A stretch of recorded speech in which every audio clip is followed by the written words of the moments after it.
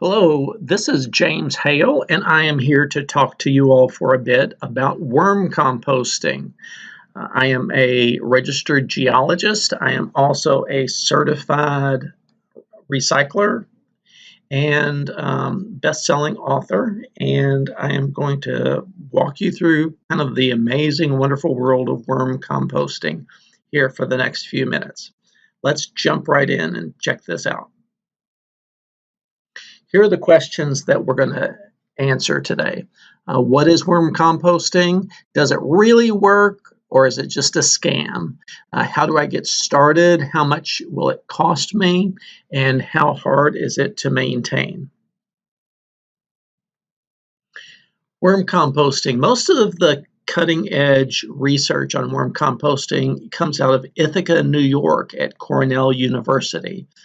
And here is their definition. Worm composting is using worms to recycle food scraps and other organic material into a valuable soil amendment called vermicompost or worm compost. Pretty simple, straightforward concept. The worms take it in their mouths, it comes out the other end, and you have compost. Here is an earthworm. It's 90% water. It's hermaphroditic, meaning that it has both, each worm has both male and female sex organs. At the one end is the pharynx, or the mouth of the worm.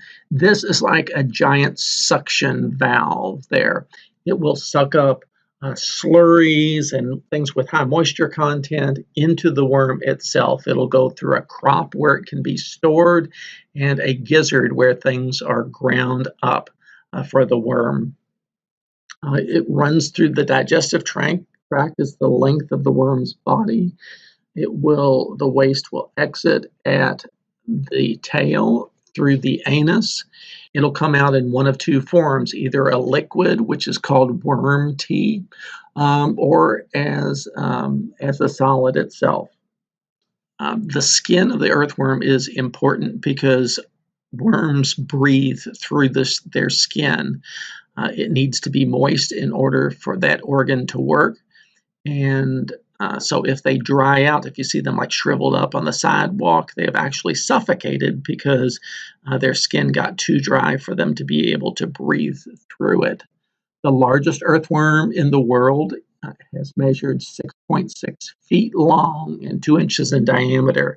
It's called the Gippsland earthworm and comes to us from where else? Australia. As far as composting goes, the way it works is we, on the left-hand side, move from left to right, and on the left-hand side, we've got the food for that we feed the earthworms. Now, typically, this will be, I've got to fly up here, it will be the foods that you want to compost for earthworms are vegetables and fruits and breads and grains and beans and things like that, coffee grounds. You can use shredded paper, cardboard, those kinds of things. There are some materials that will attract pests, and they are also more complex and harder to digest. So the worms can eat them and turn them into compost, but it's a much slower process. And those items are meats and oils and milk and also citrus. So what you want to do is just limit the amount that you put in there. Those foods will go through the worm and come out as either the solids, which are called castings, or the worm tea itself. Both of those have got good properties as far as fertilizer goes. 5 things that a worm needs. I think this is probably our most important slide.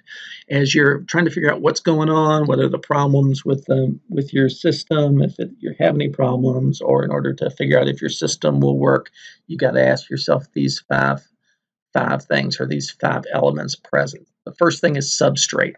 That's the highway system for the worms. That's that lets them get from point A to point B. They'll crawl along leaves, they'll crawl along paper, cardboard, what have you. So you can use shredded paper, shredded cardboard, leaves out of the backyard work well for a substrate as well.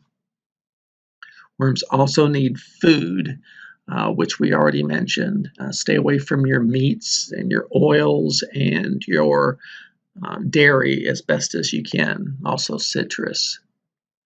They need air, not just sitting on the surface, but actually within the compost itself. So every once in a while, you're going to want to take a fork or tongs or a stick and just gently toss the compost around just to make sure that that air is getting down in those pore spaces. They also need water, not tons and tons of water, and worms can drown, but enough to keep their skin moist. And then the last thing is they need the proper temperature, not too hot, not too cold. The reasons I like worm composting, and there's one of our Gippsland earthworms off to the side. That's a monster, isn't it? Is worm composting is scalable. You can do it. I've had small worm composting stations that I've had underneath the sink in my kitchen. I've had bigger ones that are in the backyard, and they all work. You can do all different sizes depending on what fits your particular situation. They are efficient. The worms can eat a whole lot and a lot of variety of things. It's also easy to do, and it reduces your carbon footprint as well as reducing greenhouse gases.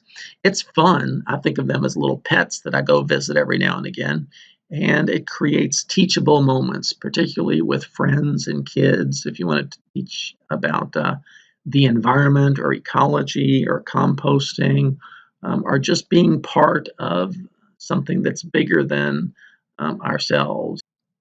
The worms that we use in composting in the bluegrass area, here are some options. There are mealworms and waxworms. Now, both of those, neither one of those is actually a worm. They're beetle larvae, and they don't work well. Night crawlers, maybe you've seen those around. Red wigglers, those are the traditional smaller worm, and everyone's favorite, the gummy worm. The red wigglers are the ones that tend to work best in worm composting in this area. They're well adapted to our climate. They live a pretty long time, about a year, and in a good environment with those 5 elements we talked about, your numbers can double in 6 weeks. That's pretty cool. You can get those red wigglers cheaply through Walmart, Southern States, Tractor Supply, and a variety of bait shops within the area. There are 2 different options for worm composting. One is indoor, the other is outdoor. Your indoor system are a little bit more challenging. They're contained systems. The worms cannot leave. If the temperature gets too hot or too cold, or they get too much water or not enough water, they will suffer the consequences of that. It's not difficult to do indoor worm composting because I meant to say unforgiving there, because it's not an unforgiving kind of a system. You want to be careful about overfeeding and overwatering. Those are the 2 biggest problems that I see people having with their new worm composting systems. Every time you open up the container that the worms are in, try adding a little bit of carbon within reason. And that's your sawdust or your shredded newspaper, your shredded office paper, leaves, shredded cardboard. I tend to use like the tops of pizza boxes that have too much grease on them to recycle. That's a good thing to use with your worms. My credit card story that I've got there comes from the first time I did worm composting. I got my setup going. I went down on St. Clair Street, some of the offices down there, and picked up a bunch of shredded office paper from people and used that in my system. Come to find out, about 6 weeks later, I had all these little slivers of plastic show up in my worm compost. The worms were doing a great job. They were turning all that into some nice, healthy castings. I was really excited, and then find these little slivers of plastics. Well, turns out that the shredders that we've got nowadays are very efficient at shredding different things, and they will shred credit cards. And a lot of people in offices, if they've got an old credit card that's expired or one that came to them through the mail, they'll just zip that right through the shredder, and it will get mixed in with the paper itself. So I had a bunch of that I had to pick through and pull out. Your numbers are going to double every 6 weeks. General rule of thumb in maintaining these is you add more food if 50% of what you previously put in is gone. One of the essentials in worm composting is going to be a sprayer. We fill that with water. I use tap, but you can use spring or distilled or whatever you're comfortable with. Because if our system is getting too dried out, this is what we use to rehydrate it. You don't use cups and gallons and quarts and things like that, but it just takes a little to add a lot of moisture to the system. There are different types of indoor systems. This is what they call a vertical system. It comes with a how-to guide on it, but basically you start the worms at the lower level, and as in this you can see the box, the 4 levels that are here. You put the worms in the lower box, and then as they fill that up with beautiful compost, then you leave that alone, but you start putting your food and your substrate in the next one, and the worms will literally move up through these different levels to turn material into compost. You also see a lot of little valve down there on the bottom that's used to drain off your worm tea every now and again. And both the worm tea and the compost itself can be used immediately, although some people do like to let them sit for a week or so. These systems cost between $140 and $360.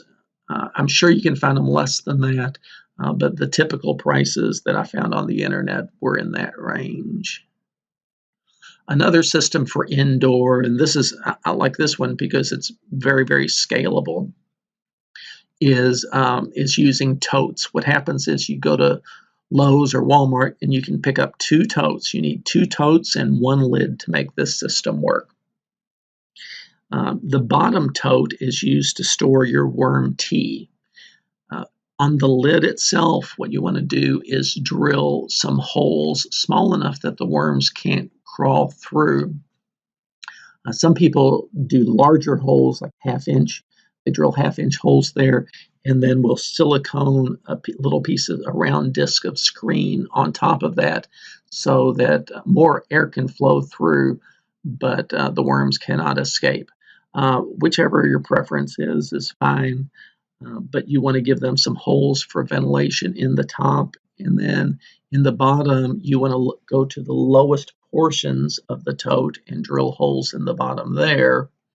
Again, small or large and screened, and this will allow your worm tea to pass through.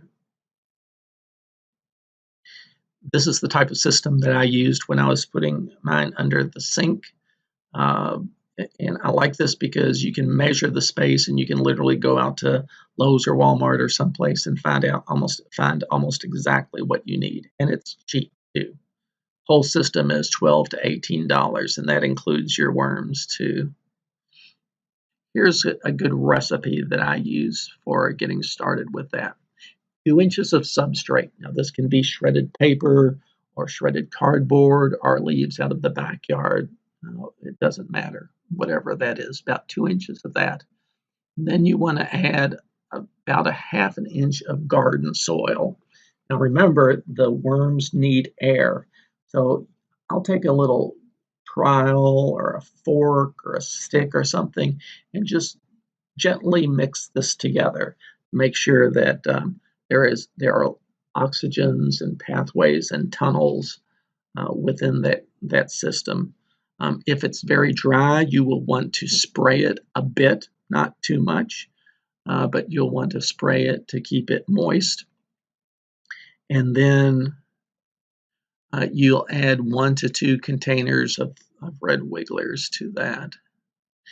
And that's got you started. You don't feed them initially. They're going to get used to their new environment, to their new home. And so just leave them alone and let it sit for about a week. And at that point, you can add a small amount of food and just watch them eat. Weekly, stir it gently with a fork or a small stick. And then after about 3 to 5 months, you're going to have enough compost in there where you're going to harvest the compost. And what you'll want to do is dump the whole thing out in a larger tote or on a sheet of plastic. Separate out the worms from the finished compost. Finished compost goes in your garden or in your potting soil, and then the worms will go back into that container, and you can add the substrate and the half-inch of garden soil and get started again with it. Your outdoor system, there's a lot of variety. These are the ones that pop up all the time for me on Facebook. They're called sub pods. They cost $169 to $260. You will bury that up to the upper lip in like a raised bed. That's generally how I see them used. It's a lot of shovel work to put it actually in the ground. But if you have a raised bed, you can put that in there. The sides get buried. Worms, you see holes in there. The worms can come and go as they feel the need to. And you can add your material directly to the top. Got those nice lids that will keep the critters, the unwanted critters, out. Raccoons, possums, and such. You can do something similar with these milk crates. I've got 5 of these that are just sitting in my backyard where I put my substrate and I put my compost in there or my food waste in there. The problem is my dogs like to eat compost, so you'll want to make sure that you find some way of covering these. But the worms can come up through the bottom of that, or and if the weather gets cold, they can go down, or if they get too dry, they can kind of self-monitor and self-regulate. These cost between $5 and $50. There are also these tumbler composters. These do not work well. They get way too hot with that black plastic in the sun, and they'll kill red wigglers pretty darn easily. There are also some people use pallets or scrap wood to make their own system. These work beautifully. You've got a lot of aeration on the sides on these things. You do want to make sure that you can cover it up to keep the unwanted pests out. I like these as well, these 55-gallon drums. My go-to place for these is Craigslist. You can drill holes in the bottom. That way the worms can come and go as they please, and add your compost and your substrate to the top. Pretty good system. For more information, you can contact Cornell University or look them up on the internet. They've got a lot of resources that are out there on the internet. You can also send me an email. I would welcome that, or go to YouTube. There's lots of videos on worm composting and some really good ones out there on YouTube. Thank you very much. I'm James Hale, and this has been the world of worm composting.